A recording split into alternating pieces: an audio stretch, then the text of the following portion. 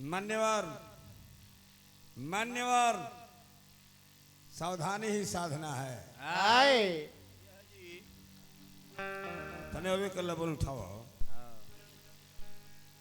बड़ी अच्छा सुमिरन वंदना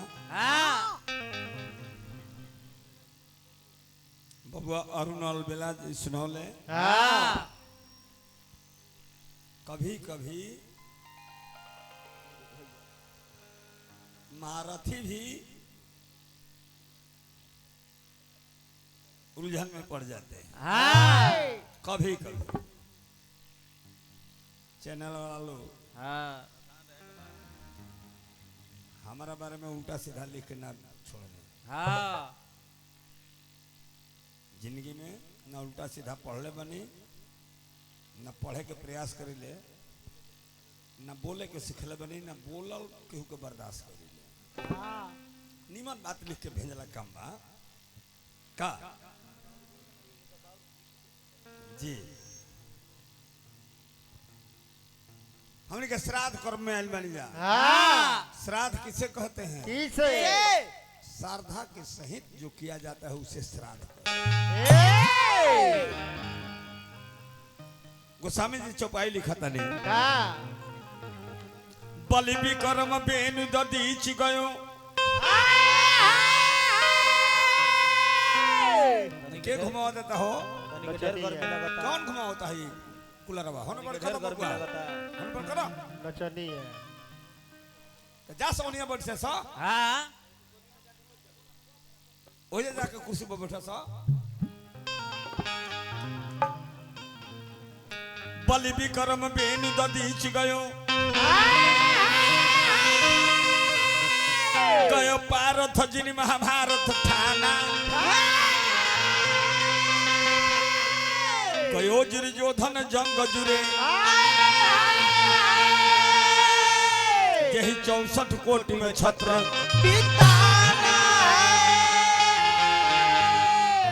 तब बाली महाबलशाली गयो जिनके बखरी 10 कंठ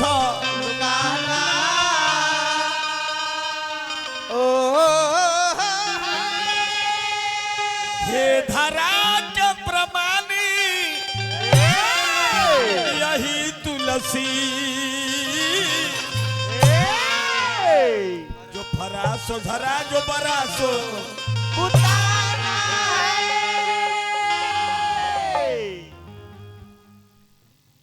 पढ़ल लिखल आदमी के बात बेवकूफ के ना बुझा ना कबो कबो पढ़ल लिखल आदमी बेवकूफ का झमेला में पड़ के पगला जाला बड़ी हाला बा शांति बनाई सब तनी संचालक महोदय जी शांति बनाई सब कहने है जे सुमिरन बोलो हमारा दुकान ना भले यहाँ का कुछ बोलू सुबरन में मजा ना आइल ना है कुछ बात कहूँ यहाँ का मजा करने बात ना कहूँ सुनब तब बुझाई पहले जे सुमिरन संतुष्ट जनक ना भइल रो कहूँ न रो आदेश करे के चाहे जे कौना प्रकार के सुमिरन गावल जाओ यदि अतने लोरी बात तब ढड़नच के गौनई हम ना गाइले हम ढड़नच के गौनई गावेला है ना अब तारा बुझाता कि नहीं के बुझाता तारा दिमाग के ऊपर डिपेंड कजी चतुर आदमी खिसियाला पढ़ल लिखल आदमी जब खिस में हो जाई कहे you are silent idiot nonsense बुरबकवा खिसियाले से तो कहे तोहरी बेटी या तोहरी महातारी कजी हां जी हमू ना तबो बाप रे बाप कोनो बात नहीं ए दुनिया के हे ने हो जन फरेला झरेला जन मरेला बुताला जे जन्म लेला मरेला एबर हाईलाइट बताई तो बाउर लागी हां सवेर होई ना बुतोबो तब बाउर लगी जे कौना कटी जल का भलबे रे अरे बन कहने को कर सर रे आम टिकोरहा पर झर जाला गाछ कमलकार का बड़ा दुख होला ओई हमर गाछ के मैं टिकोरहे गिर गिर गई गेल और वह आम जब पाक जाला गाछ के मलिकार नौकर के हाथ में लग दे के कहले जे एकरा डढ़िया में अंकुशिया फंसा के हिला के गिराओ हिलाओ तो ओहमे आनंद होला। बहुत बड़ा साहित्यकार महादेवी वर्मा के वाक्य है, अमरता जीवन का हास विसर्जन है परम प्रकाश। जन्म यदि उत्सव है तो मृत्यु महोत्सव है। अब बुझे वाला खातिर ओ भाई जन्म यदि उत्सव है तो मृत्यु महोत्सव है। हाय। जेतरे आज हमने के मानी जा जून के बून कुजून के घाड़ा यह कुठाव जगह भर हेत नु तो हंसी तो लोग कहे जे कौना के घर के मार बोकाई चाटा बड़ा करी दांत चीर लबे जाए तना विपत भरल दे हाँ। है जा हमने के माता जी स्वर्ग में गोली आहो तो जे गाना बजाना माइक साइक लगा के लाइट जरा के तब कराओ एमे आनंद।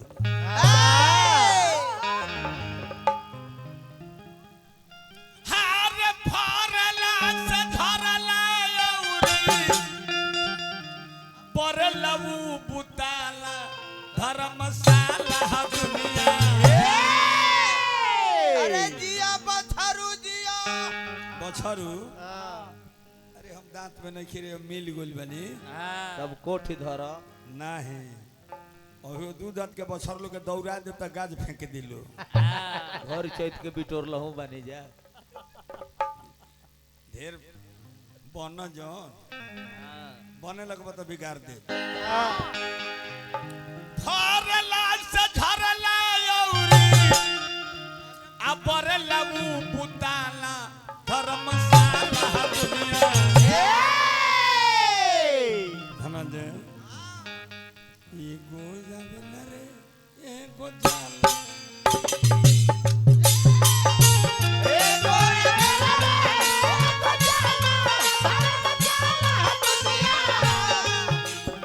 हम हिले वाला ब्यास ना हमी हिली लेना श्रोता के मजबूर कर दे हिले पर हमू हमी जो हम ना हिलो तारा के हिलावे को मजबूर कर दे। एगो जावे रे धर्मशाला जय हो जय हो।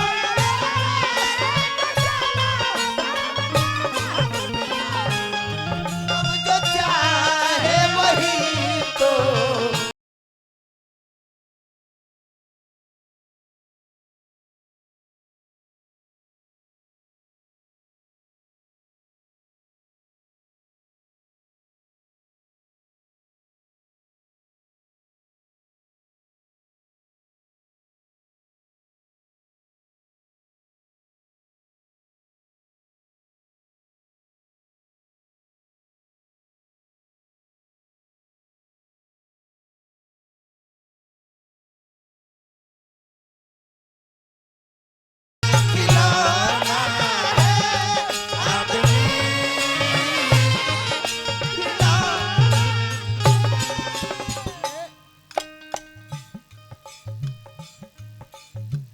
बहुत नौजवान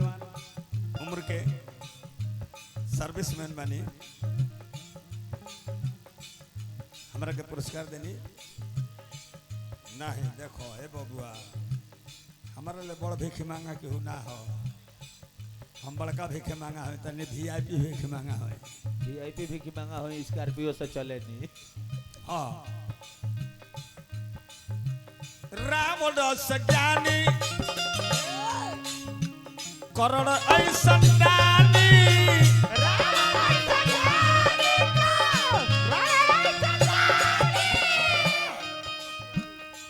भैया विनोद राम कसिहारी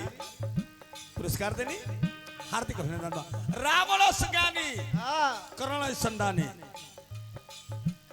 बालियो ससानी दीरी लोधन भिनानी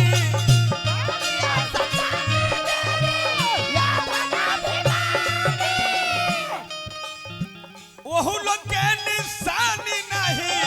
खोजले भेटाला धर्मशाला।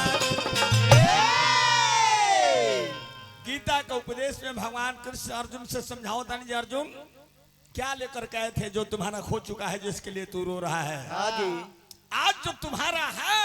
तुम्हारे पहले किसी का था तुम्हारे बाद किसी का हो जाएगा जी।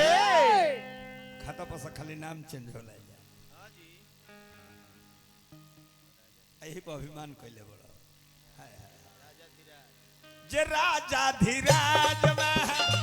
राज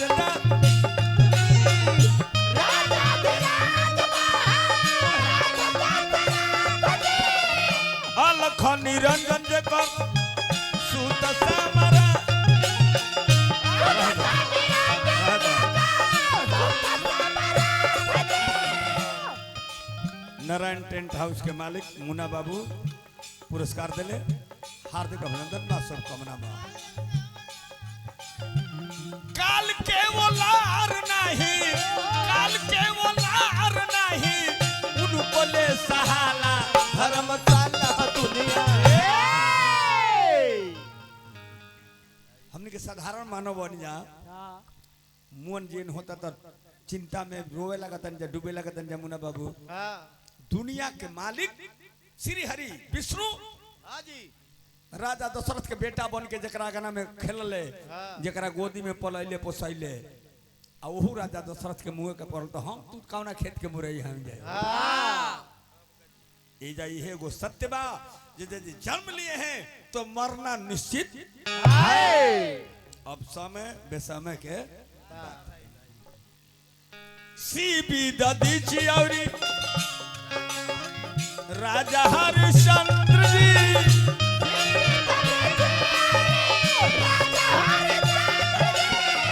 जिक्री गई तेरी के कर शिवानंद जी